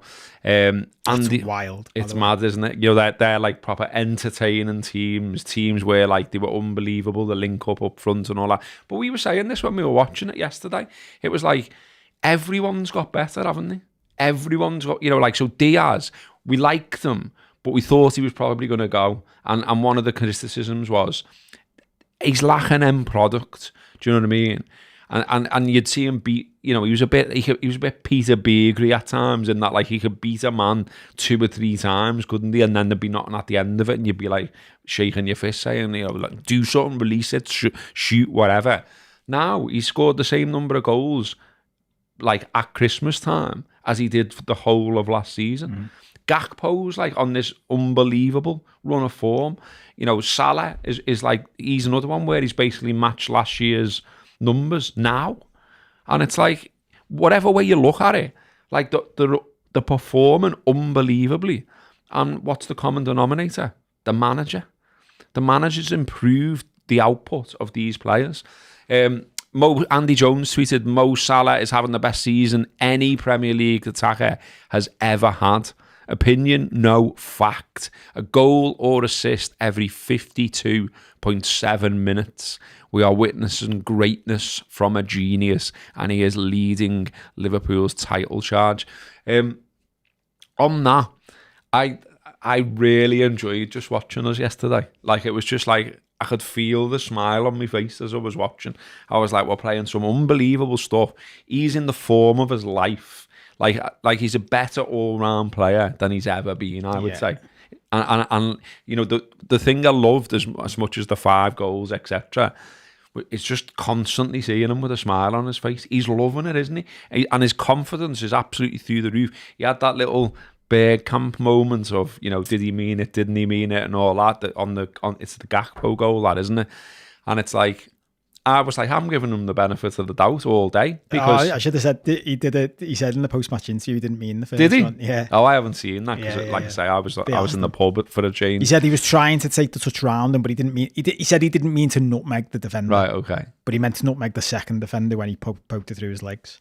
But it's still a boss touch. Yeah. Like, do you know what I mean? But you're splitting hairs. And you're like, which did he mean to take it round the front of the defender or put it through his legs? Well, he still spun him, didn't he? Yeah. Like, he's still I unbelievable. love that as well, where he was just running at them as well. You know, it's the Jota goal, isn't it? Yeah.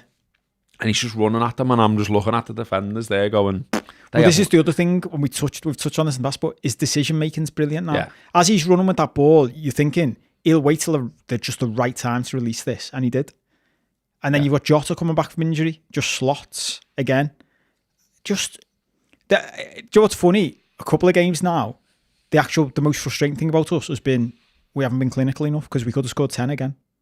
Even Slot said, we went in a 3-0 half time. He said we could have been 3-0 up after 10 minutes. Yeah. And we should have been. I mean, to be fair, like the keeper's shite on some of the goals, to be fair, but equally also made a couple of boss saves. Yeah, he made a couple of boss saves. He made one early on from Mo, didn't he? And there was just no point in the game, I thought. I mean, like, Robbo gave it away dead early on, didn't he? And Bowen put the cross in, and Paquetá could have done better there with that. And okay, they hit the work a couple of times as well, didn't they? But there was just no point in the whole thing where I thought we were ever going to lose. And I just thought you could see the confidence right through the team. You know what I loved about it as well? And obviously we're going to come on to mad theories from fans who've been sort of plugging that all the way through.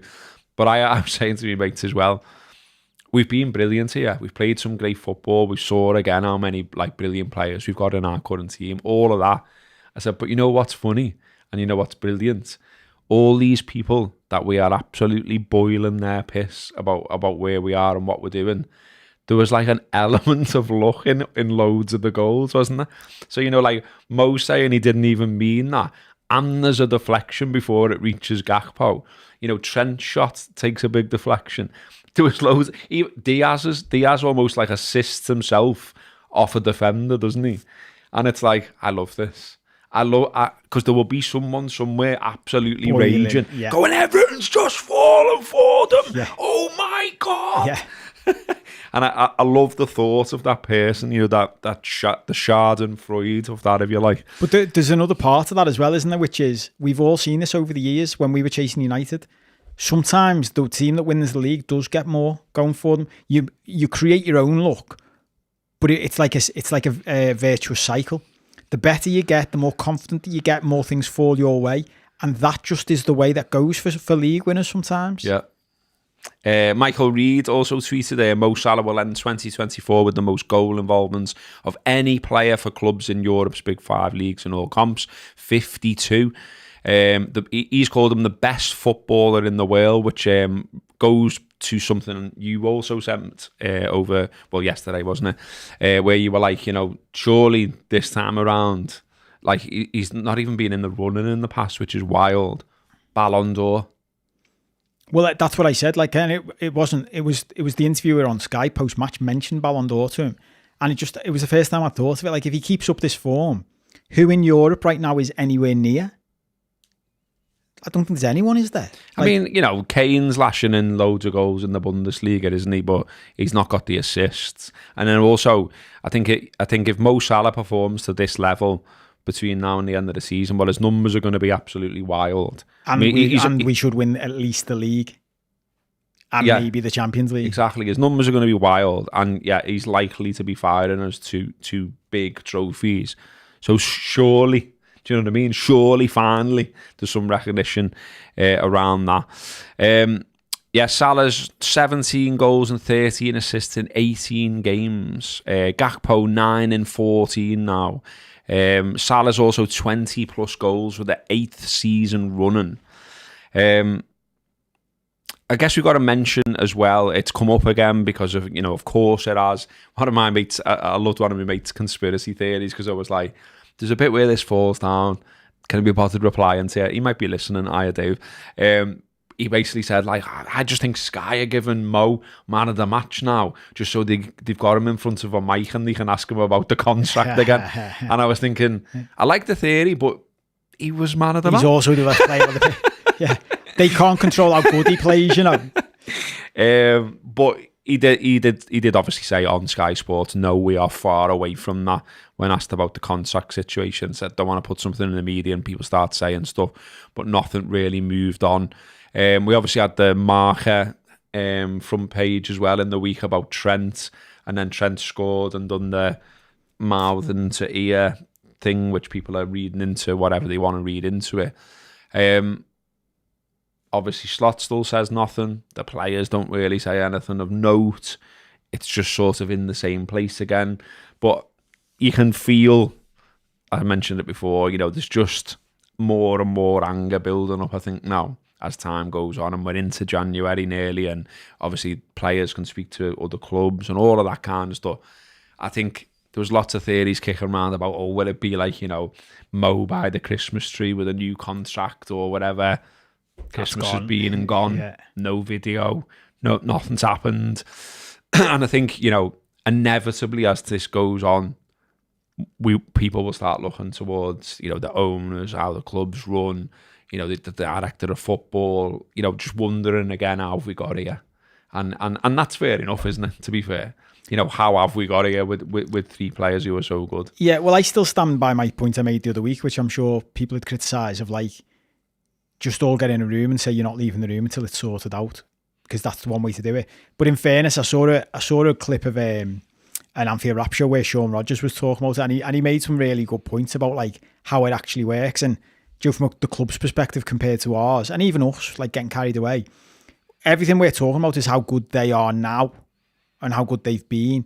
And he said, but that's not what this contract is for, what they're going to be, and that's impossible to predict no matter how good they are now. So that's the knife edge you're on, like from Richard Hughes' position. And he was also saying, which I liked, like, if you're Richard Hughes, you probably want to do Salah's contract last. But if you're Van Dijk and Trent, you don't want to agree your contract until you know what Salah's got. So you're in this constant like game. Off, yeah. And that's what, even then I was like, we'll sit them all in the same room then. And just look them all in the eye and say, and I've always thought this about money. I remember having this conversation with senior partners in a law firm I worked 4 years ago, where everyone's salary was dead secretive. And I said to them, none of it should be secretive. And they went, why? And I went, you should be able to look all of us in the eyes and tell us why we get paid what we do. And if I get paid less than someone else, you should be able to tell me why I get paid less than them, and tell me what I need to do to get paid more. And the same, if I get paid more than someone else, you should be able to justify to that person why. So the fact that you want it to be secretive suggests you're trying to pull the wool over people's eyes, which is not a good way to run something. If I was Richard Hughes, it's an easy thing to say, isn't it? It's like, sit them all down together and go, look, this is what we're offering the 3 of you, because this is what we think each of you is worth. And if Virgil, you want to argue you're worth more than Mo Salah, I'll have that conversation, but we disagree. This is what we think you're worth based on your age, your past performance, and your likely future performance. And that's where we are. We're not going to give you what we give him. We're not going to give you what we give him. So let's just get it all out on the table. If you aren't, at the end of the day, you've got to play with each other. So you might as well know what you're all on, because you're going to tell each other anyway. Yeah, they will anyway. So let's just fucking do it in the room now and get it done. And then if Trent wants to leave, he can leave. And we all know. James Pond, see what you've done there, says not a word from the club about anything. That's why people are getting wound up, getting annoyed. What would you want them to say? Because nothing's done. So well, unless they did what Carragher said the other week, which is, did you see him say that about Salah? Everyone was defending Salah. He went, no, if he wants to make it public, tell us what you're asking for. Yeah. So unless you want the club to say that, the club to come out and make the negotiation public, which of course they're not going to do. They're not going to, and they never will do, and they never have done. They shouldn't, by the way. Yeah, and you know, like you go back to, like it doesn't get mentioned as much as it once did, but we used to talk about like a Liverpool way, didn't we? And part of it was, you don't wash your dirty laundry in public and all that kind of stuff. So, the media are making this what it is.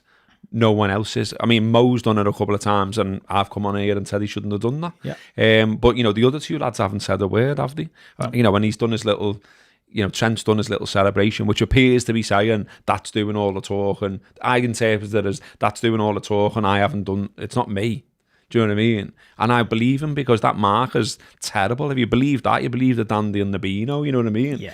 They're about as reliable. Well, what marker is basically a mouthpiece of Real Madrid, isn't it? So are they not using that to try and force the negotiation? And then they also know that if they put that on their front page, not only does it get their fans excited and people no doubt buy the newspaper, but it also will travel over to here, create headlines here, and then the conversation keeps on coming up. Yeah.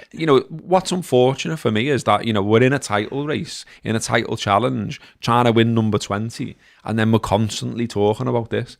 But I almost forgot you had that track on there, and I was just sort of surprised myself when you moved. I was like, fucking hell, that shit. I love everyone's just cracked on. You've cracked on doing. I know, when you're doing you're going to do one final round of clips as well. Just someone who's seen it totally out. What's he got on there? What the fuck is that lad wearing? The TikTok comments will be wild.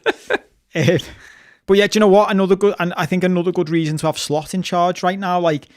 The way Slot handles the media is just brilliant. And I'll throw the same caveat I've done in the past, which is, Klopp was getting pissed off with it after 9 years. So let's see where Slot is after he's there that long. But as it stands right now, I actually like the way Slot will just say to them, he just laughs and goes, I know you've got to ask the question. Yeah. Go on. And did you see he did to the Sky fella? Let's do it the other way around. Yeah. I'll ask you. Yeah, that. But I think he handles that just really well. And you can tell he's just I'm not arsed.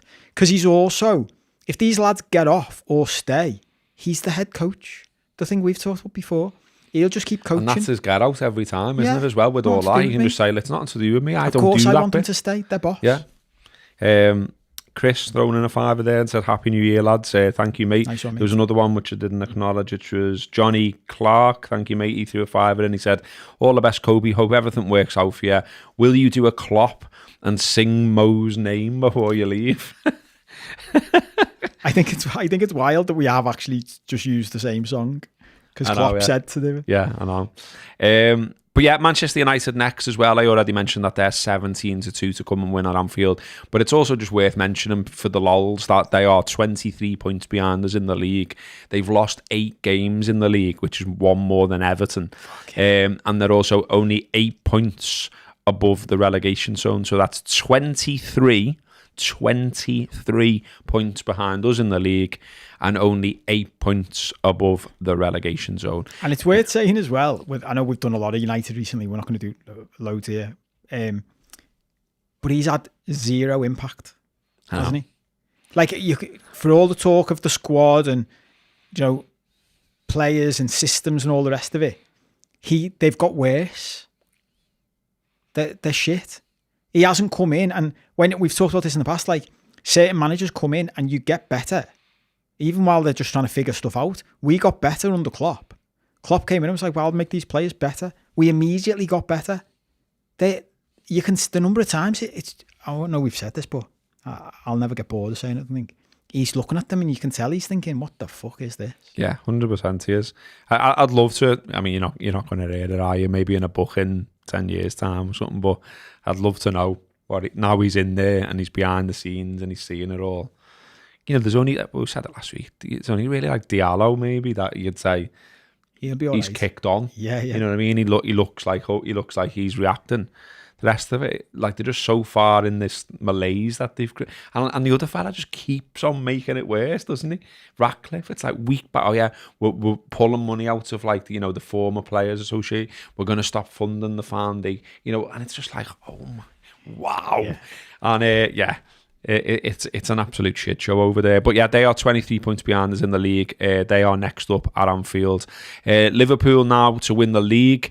7-2 on Arsenal, and 9-2. Chelsea at 18-1. City are 40-1, and Nottingham Forest, despite being second, are 100-1 to win the Premier League this season. What we mentioned about the Arsenal stuff, this is a good way to segue into that, really, about some of the mad stuff their fans have been coming out with.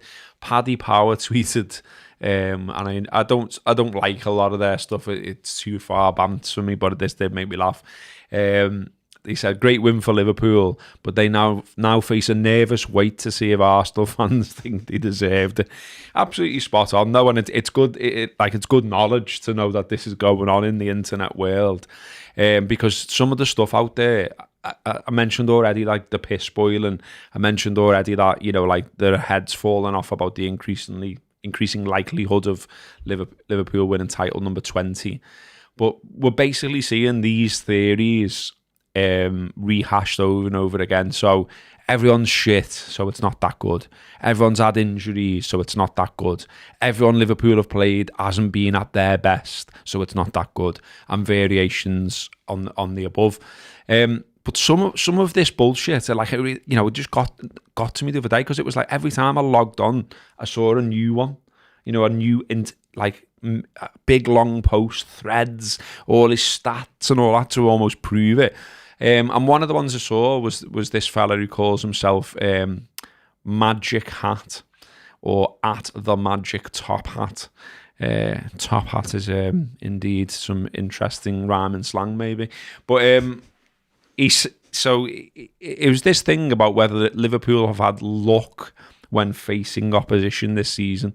So he's saying that in 17 games, Liverpool's opposition, have had 66 absences, almost 4 per game on average.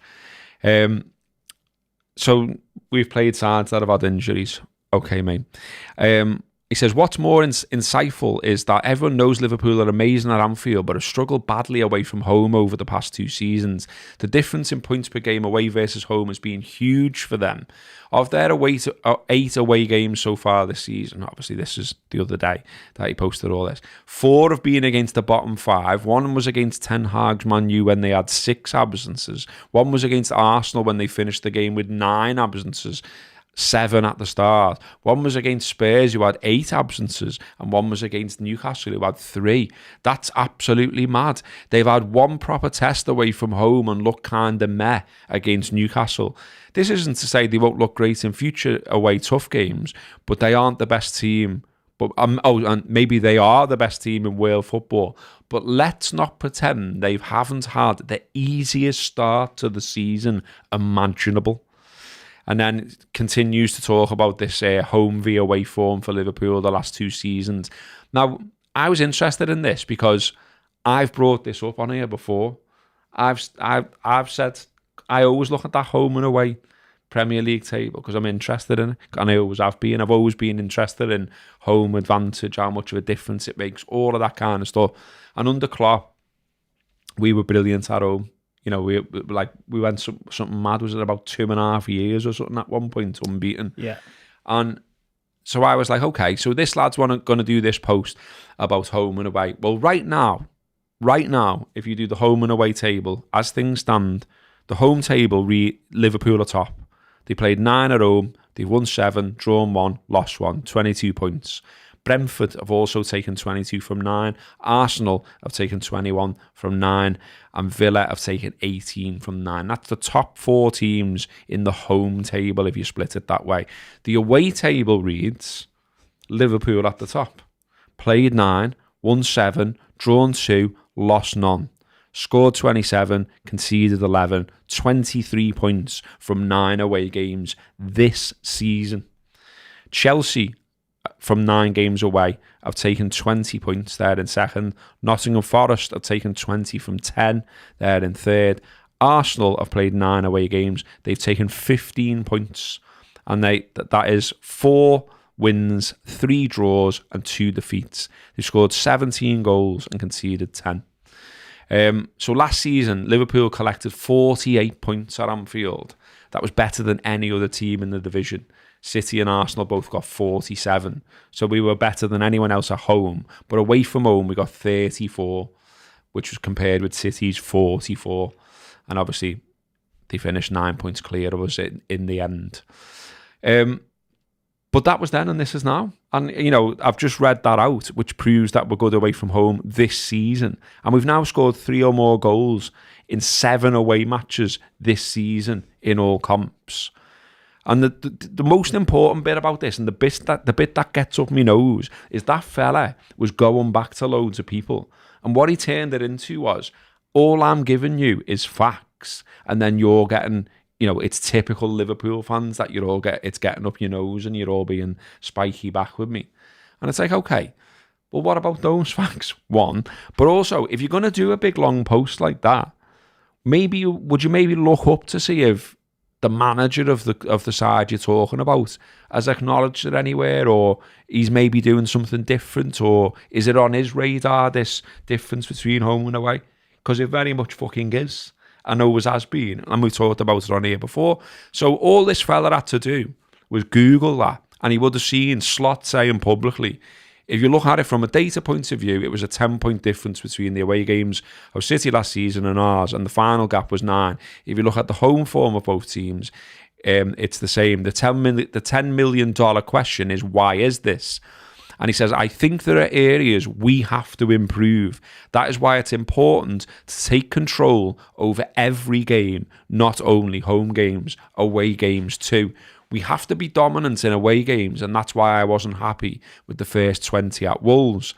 Then it goes on, Slot believes the atmosphere away from home, transmitting greater conviction and confidence into the home team, is one reason for the disparity. Not that the away form was that bad. He went on to say, I think the home and away games of Liverpool were quite similar, but in general it's tougher to play away because the home fans cheer very hard if their team gets a chance and their players get more confidence from that. That's why it's important to quieten the crowd. Don't lose a simple ball. Don't give away a corner kick. Don't let a cross in. Don't give them anything that they can cheer for. It's important to control a game. It's important to create chances. There are ways to keep the crowd quiet, and that's creating chances yourself or press them high and force them into mistakes. That's what no crowd likes to see. The other way is for us to have the ball for longer periods of time, because then they can't create anything. But there's no sake in only keeping the ball. We have to create. So, he's recognised at length that there was an issue last season. He's talking as much as he wants to publicly about how he's going to change that. He has changed that. We are doing really well, both home and away, and that is why we are top of the league with a significant lead. And yet all these fellas are coming onto Twitter, pseudo-intellects, and writing these huge posts about, actually, no, it's not that, it's this.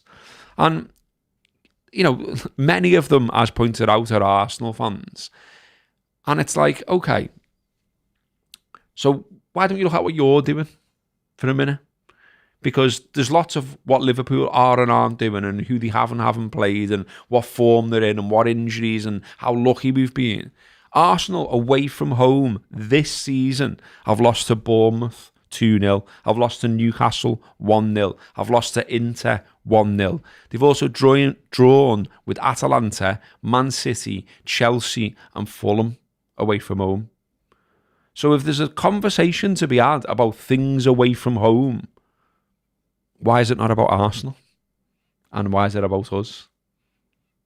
Well, it's funny, isn't it? Because whenever I see this stuff, it's always the same thing. That's why I liked Phil's tweet of now do the sum the other way round, because there's no, even when he's talking about injuries there, again it's the same thing. There's no mention of our injuries. Like if you just look at the Newcastle game, without me getting stats up, we played Newcastle away and they had 3 absences. Well, I don't know who their 3 absences were in that game, but our 3 absences were our main goalie, our main centre forward, and there were other lads missing. Was Conor Bradley injured there? Was Trent injured for that one?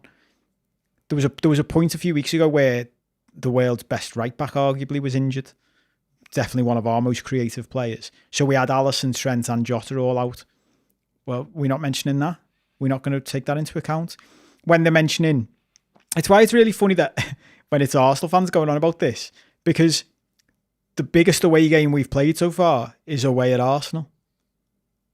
And we drew. And they can do that in that one. We had injuries. And you're like, yeah, you did have a few injuries. And the end of the game, in fairness, they ended the game with a lot of injuries. And I said at the time, we should have gone on to win that game because of that. But we still drew away from home at Arsenal. It's all right. This is what a fucking league is. Yeah. This is the bit I don't really get about it. Like, and it's funny you found all those quotes from Slot, because he's clearly addressed it, hasn't he? Yeah. He's clearly doing something about it to make our away form better. And look, the truth of all of this is the same, isn't it? All right, well, we'll just have the argument at the end of the season, shall we?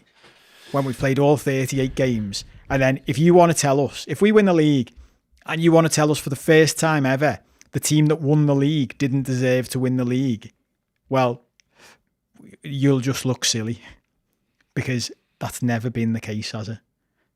And we'll see, because we can all have this argument all season, can't we? But we just, whenever anything has been labelled at this Liverpool side all season, a few games later we've gone, well, you look a bit silly now, don't you? Remember we were having this 10 games ago, weren't we?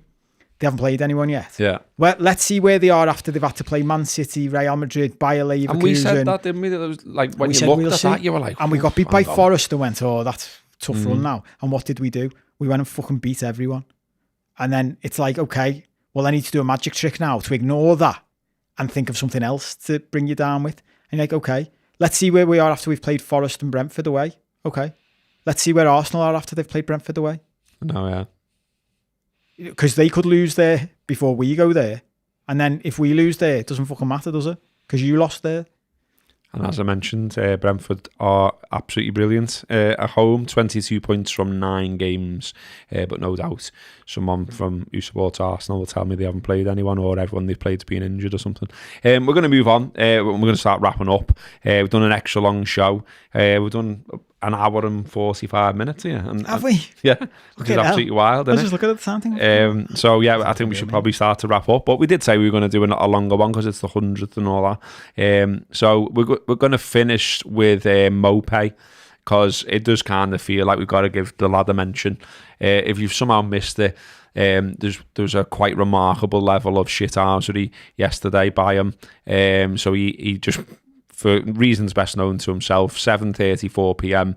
Decided that he was going to break the internet by tweeting, "Whenever I'm having a bad day, I just check the Everton score and smile." As Kopi mentioned earlier in the show, he is still contracted to Everton. He's on loan at Marseille. And he got some significant bites. Peter Reid went back. Tony Bellew went back, called him a prick. Lee Trundle went back and said, "You play for the club, have some respect as an ex-player. Speaking like that, you're part of the problem." Obviously, lots of abuse, as you would expect. But I did enjoy one Blue who went back to him. And if you go on the Premier League website, you can compare players. You can put in one player's stats and another player's stats, and it'll put them together and show you how they compare. And so he'd very cleverly, Terry here, compared Neil Mopay to Tim Howard. And appearances in the Premier League. So it was for Tim Howard, it's 38 appearances, 1 goal, no assists. And for Mopay, it was 27, 1 goal, no assists at Everton. Well, yes, they were just Everton stats, but I just thought that was good, clever, and I enjoyed that.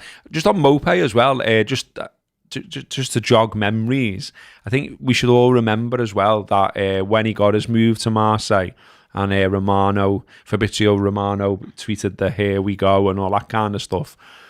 Neil Mopay quote tweeted it with the picture from the Shawshank Redemption after he's crawled through the sewer pipe, and he's like, he's in the rain outside because he's escaped from jail, which again was absolutely brilliant, Needle, wasn't it?